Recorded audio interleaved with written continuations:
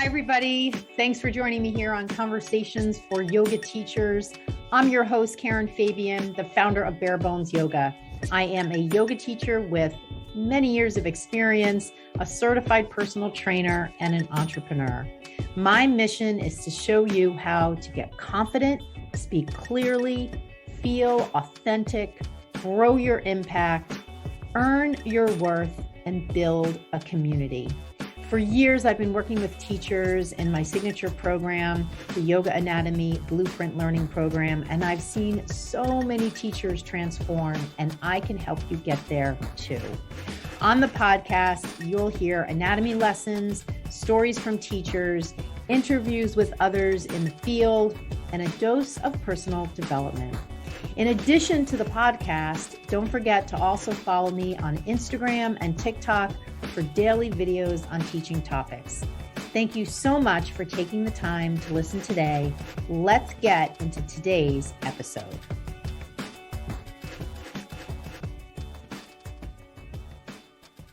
Hi there. Welcome to Conversations for Yoga Teachers. I'm your host, Karen Fabian, and this is episode 233. So I'm so glad you could be here. I'm so glad that we could be together for yet another episode.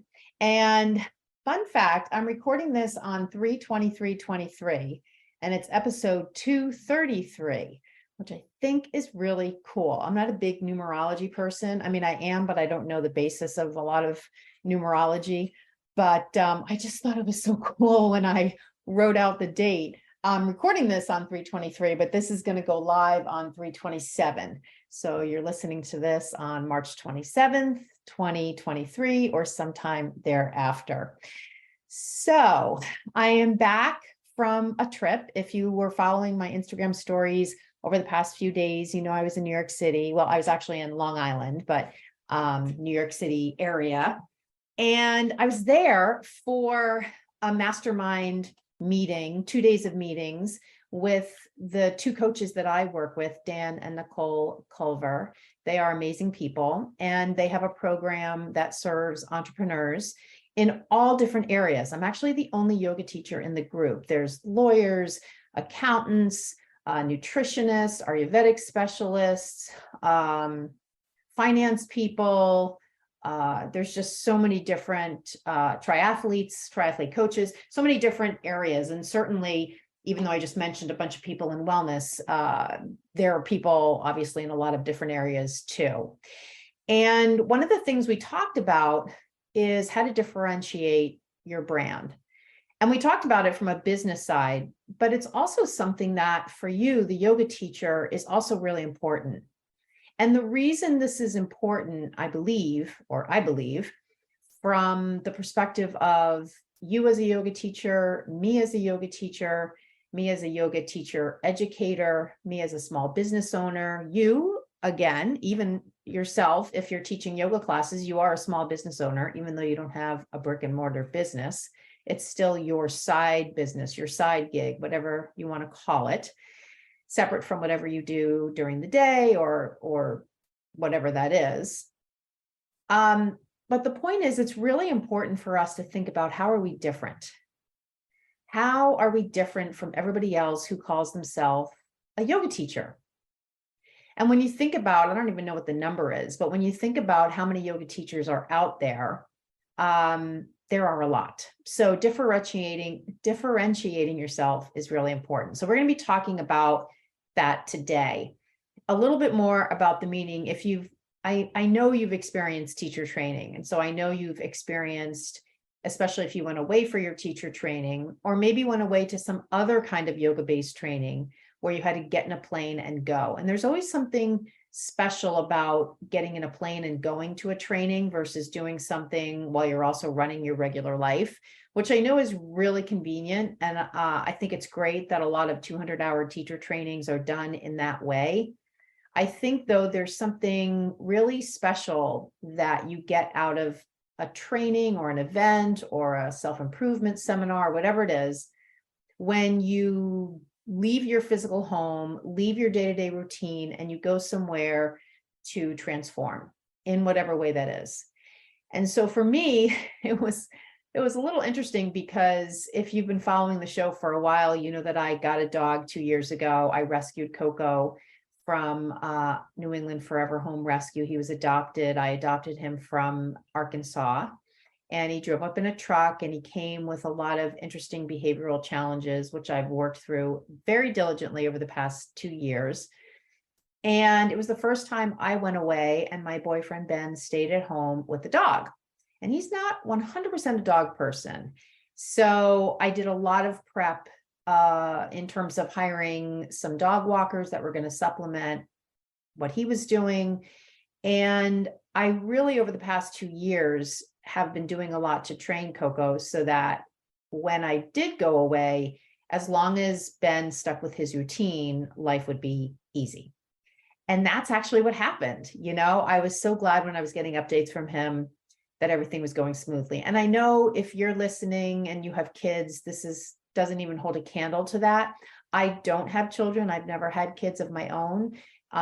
So I can't relate to that, but I know a lot of the women that came, a lot of the women and men who came to the event are parents.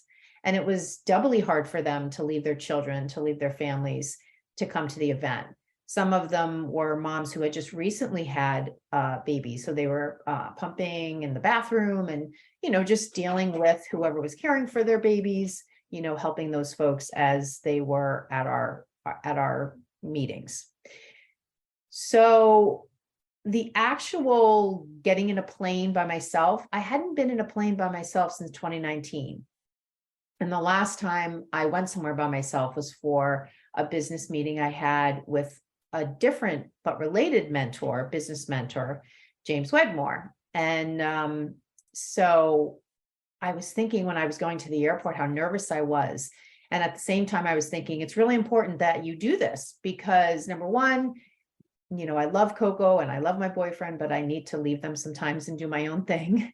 And number two, it's important that I just kind of get through that phase, that feeling of being nervous about getting on a plane by myself.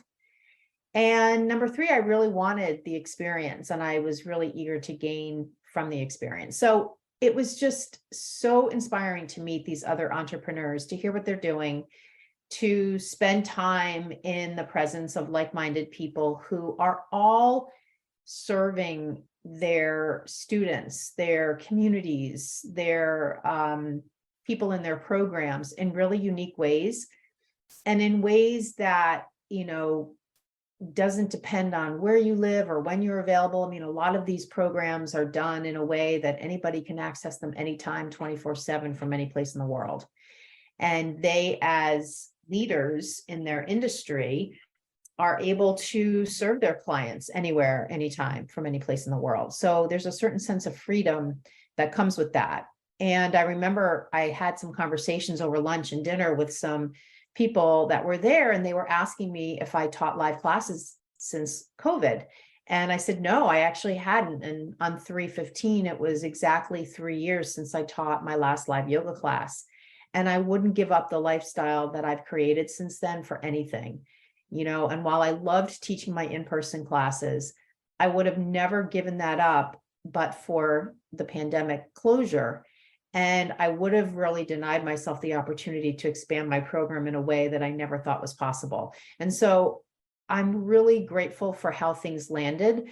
And while I do miss teaching people in person, I do it occasionally. And that's the way I feed that part of me. I'm just so full in on helping teachers be the best they can be as fast as possible with great results, and not buying into all those ideas that they need to wait. And you may have some of these ideas, wait to get more experience before I can be more confident, or I can have the skills around cueing and sequencing. You don't need to wait. You just need somebody to show you the way to do it. So all in all, the event was fantastic. And I arrived home and everything was great. And it just was such a great experience for me to, just do that by myself and take on a lot of what I took on in that. Well, it was more than 48 hours. The meeting was Monday and Tuesday, but I got there Sunday and I left on Wednesday. So I had a lot of little sidebar conversations with people and breakfast, lunches and dinners where I got to meet some new people. So I'm really just filled to the brim with inspiration, having come home from that yesterday. So what I wanted to talk to you about today is an offshoot of what happened at the meeting. And one of the questions we were asked, and this relates to how I started this episode, is how are you standing out in your industry? How are you showing people that you either work with inside your program, but even more importantly, people who don't work with you inside your program, but even more importantly, just anybody that listens to your podcast or reads anything that you write on social media, how are you showing them how you're different? And I realize I've sort of been holding back on you a little bit. And I think partly the reason why I have is because I know how I'm different, but I'm afraid if I really lean into that more than I currently do. And I do believe that I do lean into it pretty hard, but there's another level of that I can do. But I've sort of been holding back because I'm afraid it's going to ruffle some feathers. And I don't love confrontation. And every once in a while, I get a hater on social media will get into a back and forth with me. And I always have respect for people and the opinions they have, in that anybody is entitled to their opinion. And I don't ever hold myself out to be right. I have never said anything on this podcast and framed it from the point of view of I'm right and these other people are wrong, or this is the way I think you should do it. And if you don't do it this way, you're wrong. I've never, ever held out anything I've said from that perspective. And that's because, you can, I can, all of us as yoga teachers can do whatever the hell we want. There are no yoga police, and no one is going to come into your class and tell you shouldn't be doing this or you shouldn't be doing that. But I can certainly say that everything I do and everything I say and everything that I train my teachers in my program about comes with a lot of intentionality behind it. And I always have a reason for what I do. And so if anyone were to ever question, why are you suggesting teachers not practice with their class and instead do the walk and talk approach? Why are you suggesting that teachers, use your intentional sequencing method rather than change their sequences all the time? I always have a reason for why my approach is what it is. But I feel like to some degree, and this is part of what came out in this mastermind retreat, I feel like on some level, I've been sort of holding back on how strongly I feel about the approaches that I have and the overall framework that I teach. And I think partly it's because I'm afraid that some people might look at it and say, who do you think you are? Or what do you mean you're bashing this or bashing that? And that's absolutely not my intention. I think we all need to stand in what we believe in and espouse that, share that from our heart, from our soul, in our own authentic voice. And if it offends people, that's not up to us, right? That's really more about the person. And so with that, I wanted to share with you what I have come up with. Not so much what I've come up with, because I already had this. It's just that when I went away to this mastermind retreat, I really sat with myself and thought, what am I offering yoga teachers that's different? And how does that relate to how I'm different as a teacher trainer? And I'm calling it what I know teachers experience when they're in my program. And the reason I'm calling it that, and I'll tell you the name in a minute, and it's not really about the name, it's more about the what, and I'm going to share both with you, but I want you to hear the name because I think the name has everything in it that I want, that it really illustrates how I know my working with me is different from working with other yoga teachers. And it has to do with this feeling I have when I get off these coaching calls with teachers. When they're in my program and they do this, they do a coaching call, almost every single time, if not every time, their eyes just light up and my eyes light up. And there's that kind of mutual light bulb moment where they're realizing something for the first time about anatomy, about sharing anatomy in their cues, about how they can give up practicing with their class, about how they can let something go out of their spiritual backpack and release all this weight that they've been carrying on their shoulders about imposter syndrome or some kind of self-limiting belief, whatever it is, that one-on-one experience that I have with teachers multiple times every single week, that light bulb moment for me, I always come out of the room and I just shake my head and smile. And I say to myself, that was magic. And I kept thinking to myself over the past couple of days at this retreat, like, what is so magical about that? And I realized what's magical about that is not just the realization the teacher has about whatever we're talking about. It's that they're feeling like they're gaining momentum. They're feeling like they're gaining momentum. And I want you to think about, as a yoga teacher, or just as a person, what does momentum mean to you? Momentum could be, I'm starting to eat in a more healthy way. And I've done it now for a couple of days and I'm feeling the momentum because I'm feeling better in my body. And so it's easy for me to stick with this new habit. Momentum could be around sleeping better. I'm going to bed every night now at 10 o'clock. I used to go to bed whenever I wanted. And now I wake up in the morning feeling more refreshed. So it's easier for me to keep up with this new habit because I have momentum. I can see the results. I can feel that things are moving in the right direction. And so that feeling of momentum can just feel magical, because you feel like you sprinkled fairy dust on yourself, but you really didn't. You really did the work. You defined what needed to be done and you did the work, and you said to yourself, I'm not going to wait any longer. The time to change is now. And when you start to get that momentum and build that momentum, it does feel magical. And on some level, I'm fine with that. I think feeling magical about things is great. And feeling the magic in a feeling is great. I love everything Disney for the most part. I love glitter. I love sparkles. I love pink. I love fairies. I love, all of that kind of stuff. Sorcerers and all of it. And so I love the idea of just acknowledging that when we gain momentum, we have kind of the results, which is kind of the data-driven side of things. And then we also have the magical feeling. And so much of that shows up in the way I work with teachers. And that's one of the big ways that working with me is different. And I don't mean that just inside my paid program. I mean, in anything, in the reels I do. I mean, my goodness, I really strive in 1 minute to give you a really useful tip that you can use right away, because I want you to have a quick win as a teacher. And when you have a series of quick wins, hopefully by watching maybe 5 of my videos, you start to gain momentum in your teaching. So you might start to feel that magical feeling of momentum. And when I took a look at the things that I do when I work with teachers one-on-one, and all the different things that we do together, all geared towards helping them move faster along this path from confused and unclear to confident and crystal clear, that's momentum. And it doesn't mean we're going on this path fast and we're doing it in a sloppy way. It means we're doing it in a really intentional way. And so there's momentum, there's feeling the magic of that momentum, and it's also got legs, like it's got foundation, like it's got some real teeth to it.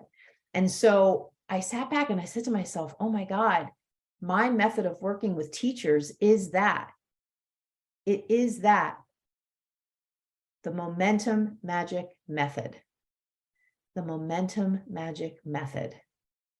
So it's a way to distinguish myself from all the other yoga teachers out there who are teaching other teachers, whether it's an anatomy-based program or a program like mine that's both skills-based and has a foundation of anatomy behind it. Whatever it is, I know for me and for the teachers inside my program, they're experiencing momentum because they're getting fast results, and they're also experiencing that feeling that feels magical.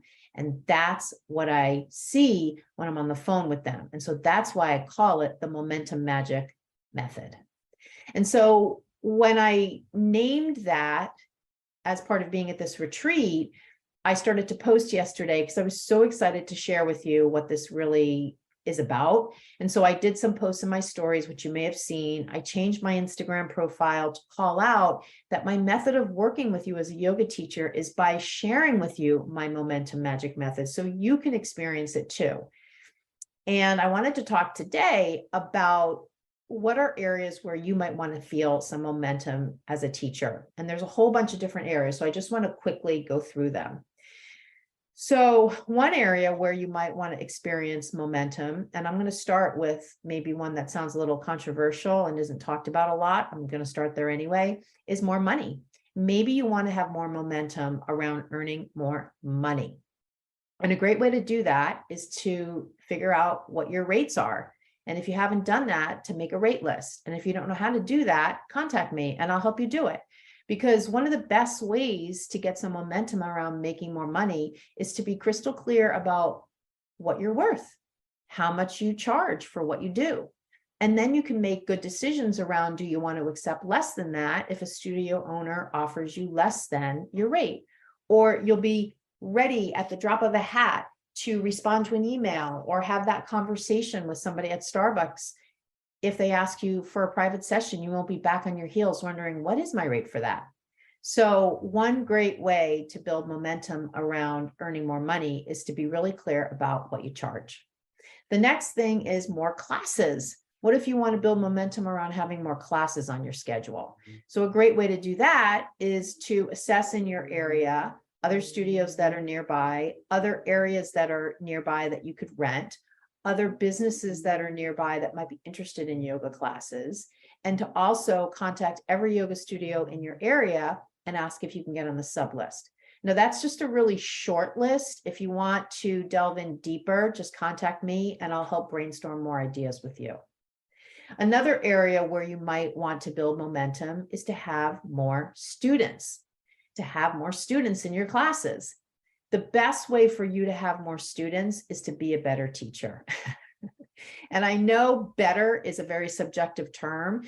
And honestly, it really is a matter of having you do the best you can do at teaching and knowing, bar none, you're doing everything possible to be that best teacher. So that means that if you feel nervous when you teach, that you've got to go fix that problem. That means if you're practicing with your class, that I think that's a problem and you need to stop doing that. And that's another way to get more students to come to your class, to teach in a way that allows your students to be seen, to not have them be in a class where you're not looking at them, to teach in a way where you not only show up for every single class and very rarely, if ever, call out sick and get a sub, but that you also are there before and stay after to answer their questions.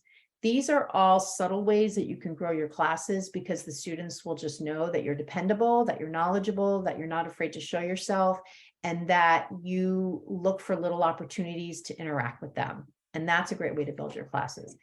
Beyond that, building your classes and having more students is really a matter of controlling all the things you can control.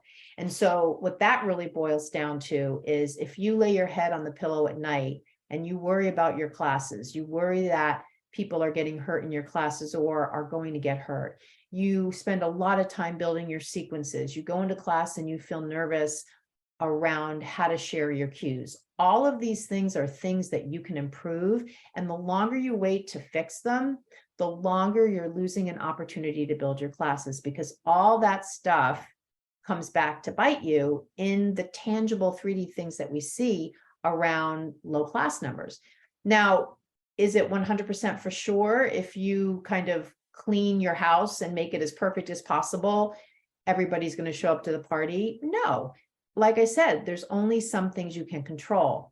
However, if you know, listening to me right now, that there are areas as a teacher that you can improve and you've simply been holding off because you don't want to invest the money or you don't want to invest the time, that's on you. And the results will bear themselves out. And one of the ways that it probably will show up is that you won't have regular students in your classes. So that's something to think about. And it's just a matter of being honest with yourself. Another area where you might want to build momentum is to do more teaching how and where you want it. I talk to teachers all the time that are teaching in studios, but they really don't want to be. And so if you know that your real desire is to teach kids or to teach in assisted living centers or to teach privates, whatever it is, the longer you wait to set that up, the longer you won't be building momentum in that area because you'll always sort of feel like you're a mismatch for where you're teaching. So wouldn't it be amazing to start to take the energy and the time that you have and to fill it up with classes that you really truly love and feel connected to and want to teach? And so again, that's an area where you can really start to see momentum when you're locked into teaching where and how you want. Another area where you might want to build some momentum is around confidence, looking for more confidence, wanting to feel more confident. That's one of those things where it's a little bit of a tricky conversation, because if I say confidence to you and I say confidence to another teacher, you and that other teacher might define it completely differently. So you have to think about, what does having more confidence look like to you? And then go out there and find a way to fix the confidence problem you have with the right tool, right? So it's kind of like, don't use a hammer on a screw, right? You're going to want to use the right tool by really asking yourself, why don't I have confidence? Like, what's missing here? Another area where you might want to build some momentum is around being bold, really showing yourself, really showing up for your students, letting them see you, approaching them and asking questions, being bold in how you cue, the clarity with which you cue, anything around showing yourself to your students, not hiding behind different things that yoga teachers seem to always say, not feeling like you need to always fill the space with words, letting silence. Sometimes being bold means being quiet and just letting the silence be okay. Another area where you might want to build momentum is around connection, having more connection, building more connection.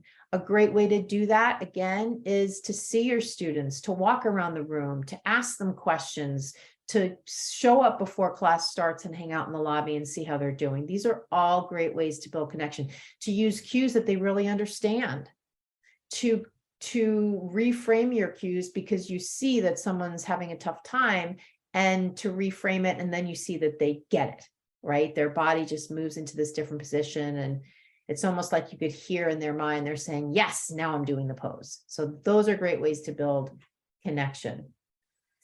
Maybe you want to build some momentum around differentiation. How am I different as a yoga teacher from all the other teachers out there? So a great way to do this is to take a Post-it note, write down 3 ways that you are different as a yoga teacher from everybody else, and post it on your bathroom mirror and remind yourself every day of the amazing ways that you are different. And then take those ways and emphasize them in your classes. And then the last thing is, as a yoga teacher, maybe you want to build momentum in the area of innovation. Maybe you want to teach classes and use some myofascial release tools. Maybe you want to teach classes where there's a combination of sitting and standing or lying or restorative poses. Being an innovator means you're not doing it like everybody else. And maybe you're out there right now feeling drawn to do something different, but you're afraid to do something different for fear that people won't like it, or for fear that no one will come to your class. But if that's your situation, you're never going to get that momentum until you try it and see what happens. So I hope that this short conversation was helpful to you, to help you see how important momentum is to yoga teaching, and how important it is really as we develop as teachers and to our growth as a teacher. Without momentum, what do we have? We have staying stagnant, staying the same. Nothing is changing. With momentum, we have positive change. We have results. We have moving forward. We have transforming.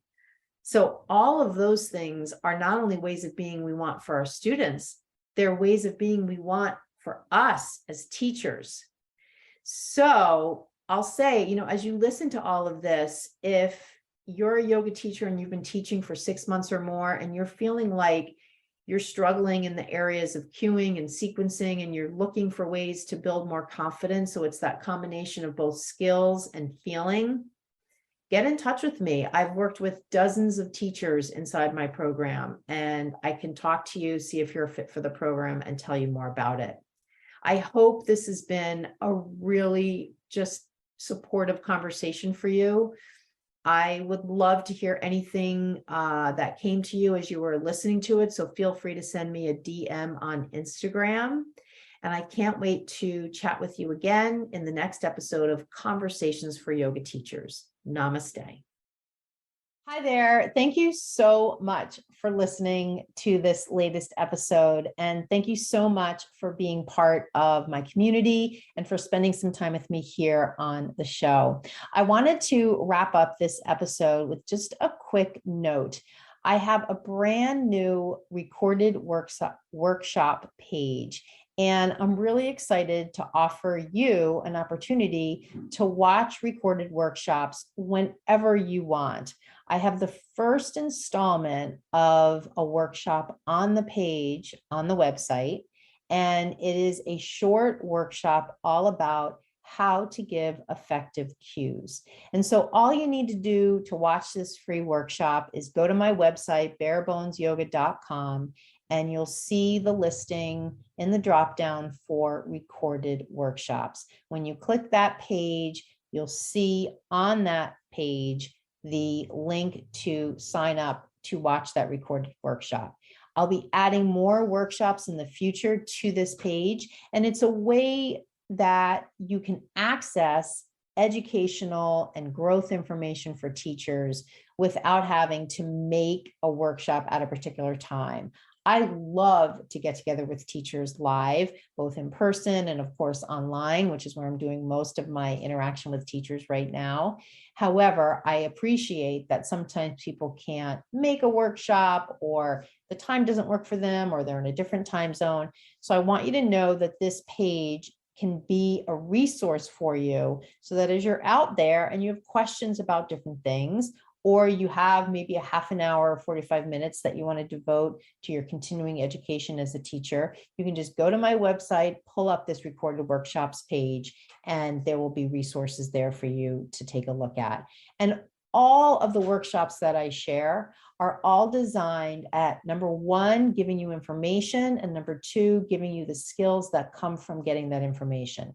It doesn't do you any good if I'm just giving you information on anatomy. If I don't show you how you can use it in your teaching to grow as a teacher, to grow your impact, then it's really not very useful. So all my workshops will have that dual focus, sharing a little bit and then showing you how to apply it.